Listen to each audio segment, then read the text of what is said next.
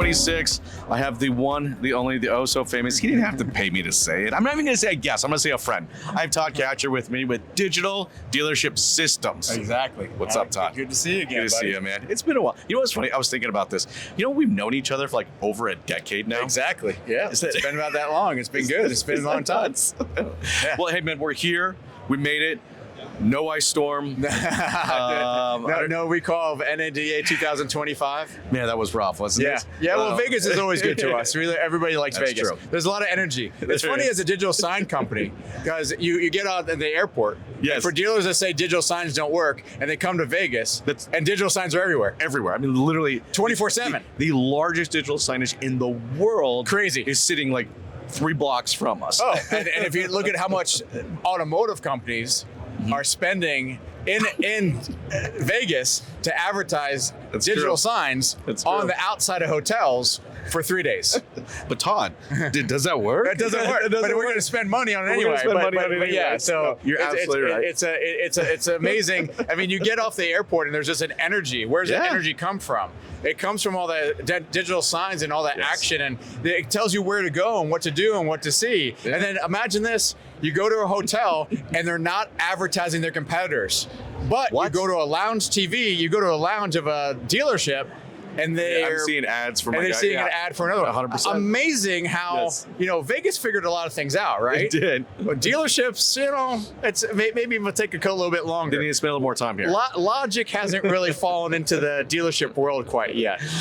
No, look, and there's still a lot of room for opportunity. You know, we got talking a little bit earlier last time we got a chance to record. You know, last year, I physically walked into like 367 dealerships, and I know you walk into a lot too. Yeah. And look, I would tell you, look, there are some great operators, hence the ones that are probably watching right now. That's Because why they watch they're the humble show. and they want to learn. That's right. Yeah. You know, but to your point, there's definitely a lot of space for improvement. Right. And, but hey, I want to get into that, and I really do. But I love kicking off these conversations with little origin stories. Sure. So for everybody out there watching and listening right now who don't know who you are, let's start off with how in the world did you get started in this crazy world we call the automotive industry? The real Cliff Notes story for those that remember Cliff Notes. Yeah. None of those still exist anymore. I hope but anyway, they do. they're probably digital, all which is ChatGPT now. It's all- anyway, another story. So, but the idea is that way back when I was a younger lad, I used to own bars and restaurants in Nashville, and I had a small digital sign company in 100 bars across Nashville. And one of our regulars came up and said, "I want you to do this for my business." And I said, "Well, what would you want it to do?" And so we went to his car dealership, and he said, "Well, I want this, and I want this, and I want to advertise to people inside my car dealership." Sure. I spent a lot of time there. And I said, "Great. What content do you want on it?" And over time, that's kind of been a formidable experience to go ahead and say what our system has become today, because every little aspect, every little leaderboard, every little thing that we do, the products, the layout, the design is all from dealer feedback. So that's where it all started way back when I was a younger guy, when I didn't have these physical ailments that I have these days as an older gentleman. I didn't have the gray that I have now. Yeah, the gray, the backaches, the older men stuff. No, I mean, Todd, there's something I have always appreciated about you. Every single insight, every single dashboard, every single screen, like you've done it from such of like willingness to humble yourself and say, look, I want to be a student of operations. Yes. Where does this fit for you? Like, look, don't get me wrong. I work with a lot of tech companies. Sometimes, unfortunately, and you guys know it too, because you're out there watching and listening right now. Like, sometimes we build tech for the sake of building tech. Todd is not one of those. You take a lot of time in talking with your dealers and really partnering with them to make sure the product comes out in an amazing way. Yeah, I think a lot of these vendors have worked their way up in the auto space. Yeah. And then they mandate down the way that they would want it. It's true. And then they get pushback from dealers that may not want to be told how to run their store. Yeah. And that's a fair point when it comes to like digital retailing. Yeah. Why does digital retailing why is it not everywhere? Where's that as the buzzword today? That's true. And it's because dealers don't want to be told how to run their stores. No. They want supportive tools that they choose, but they don't want to be told what to do. And so all of our products were developed by those conversations. What do you want to see? So when someone says, "Can I customize it?" I say, "Well, what would you customize?" And sometimes they're baffled because they just want to know it can be customized. Of course. But we often find out that we already have the report because their idea of what is there, what they want is there, Sure. someone else already asked for. But dealers don't like to hear that. No. They always like to feel like in their bubble, they are the best and they Yes. do things different than everybody else.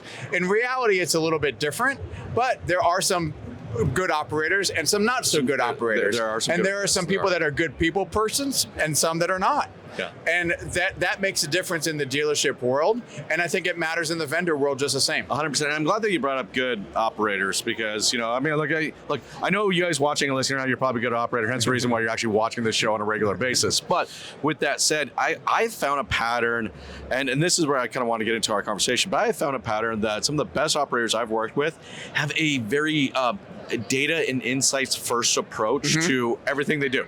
And this includes, their people. This includes the processes that they put into their dealership. This includes ultimately the technologies that they're going to put it in. It's not a lot of I think or I feel, but I'm going to find some insights that's going to move myself into one of these three categories. So here's my question for you, right? Obviously, we're in this new year. There's a lot going on. There's a lot of buzz here. AI everywhere. Did you know that? Yeah, everywhere. everywhere. Even companies that don't have AI. It's over there. It's over there.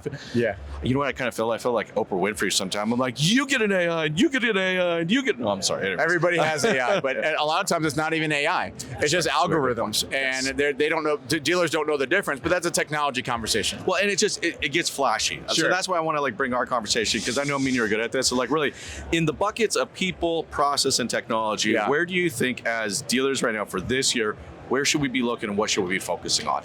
I think it always comes down to people. Great. Okay, because without a good team, you're pushing the person that doesn't want to be pushed. Yeah. You're trying to build a culture with people that are resisting. So you have to build a team, and that could take years. Of course. Look at I always relate things back to sports because you go, how much does a coach matter? They don't always make the individuals better as performers, but they take their best talents to find out where they fit and excel. So look in sports, I like that. Yeah, like when you go ahead and have somebody, a coach goes from one team to another, or a quarterback goes from one team to another, and all of a sudden that quarterback that was second or third string is now first string. Yes. And because they now have the coaching and the support that they need. And I think people, it always comes down to people. Then management sets the process, right? So the right manager sets the process for the people. That's where the leadership aspect comes. Exactly. 100%. Exactly. Yeah. And then when you get down to the individual products, the challenge that dealers have across the board is, as you were saying before, there's always buzzwords every year. All the time. And dealers, sometimes they go to that shiny object like the dog in Up. Squirrel. But the idea is how are you actually going to implement that? I had a conversation with the dealer today, and they were talking about all these different things that they saw. Because one of the first questions, what did you see that you liked? What did you see that? Sure. And they feel overwhelmed because it seems like the same story every single time. Yep. And it's trying to figure out what the best path is to success. Yes. And is this widget that you're adding to your store, does it change the process in your store? Yeah. Does it make it better, right? Right. Or does it require you to do work? And that's So a lot of dealers go ahead and come in and they say, oh, I'm going to sign up for these 6 programs, and now it's going to take a year to implement them because you can only do one at a time. And that's a big deal. I mean, I was just before we started recording this session, I got to sit in with a session with you and some dealers, and I could see it in the body language. I could hear it in the tonality. Yeah. Like, Todd, how much work is this really? Right. And I get it because I empathize. I've been there, right? And it is a serious question. So you're right. I got to build the people first, and and then through the process, I can start moving my way over. Yeah, and then when you think about the products that you have, in this case, the services here at NADA, which services are going to augment the people and augment the process? Make it more efficient. Let's not change it. No. You're looking to make it better, efficient. Yes, right? Exactly. So at the same time, what I've had in conversation is that out of everything here, it requires them to do work in the dealership. And really our leaderboards and our programs that we have here, sign in, plug and play. Yeah. And there's nothing, we're just showing data that increases sales. We're changing culture in the store and we're helping them with their process, but we're not telling them how to run it. No, and that's one thing I've always appreciated you, because I actually understand that you might actually have to put in a little bit of self-control because, look, we want the dealers to do better. Right. And sometimes you almost kind of want to say, just tough doing that. You just do it this way. But Right. to your point, though, and something I always appreciate, like, let me support what you have built, Right. all right? And then in the supporting that and making things very visible, Right. they will start making changes themselves, and you are very patient in guiding them to that space. I think the goal that we have, like with the leaderboard for fixed and for sales, is to build a culture in the store, a competitive culture in the store, but a healthy culture as well. 100%. Like one of our best customers out there actually created a whole culture around our system, but they created the culture. Yeah. We had the tools.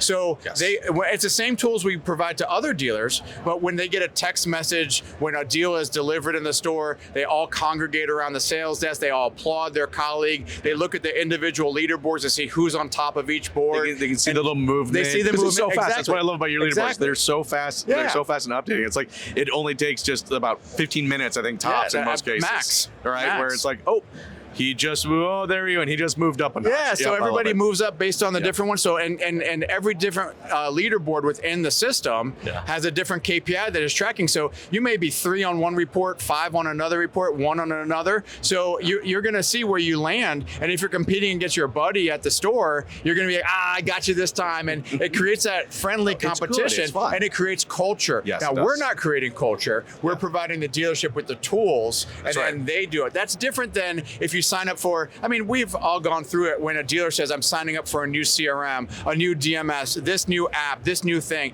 and they have to now change their whole process That's a about monster process that. change. And it's like dealers are set in their ways and their process because that process has worked. What we're Because doing, it's worked in the sense of the insights that they have to them now. Correct. What I have always been impressed, and I've seen it happen with many of your clients, is that they get into it, and then they start seeing the insights kind of over time, and they almost just naturally start adjusting their process. so we're not forcing that adjustment on them. Yeah. Like if you go ahead and we're surrounded by these mega dealer vendor team. I mean, the booths get bigger and bigger every year, They do. even if no one uses them. I know. There's so many empty seats.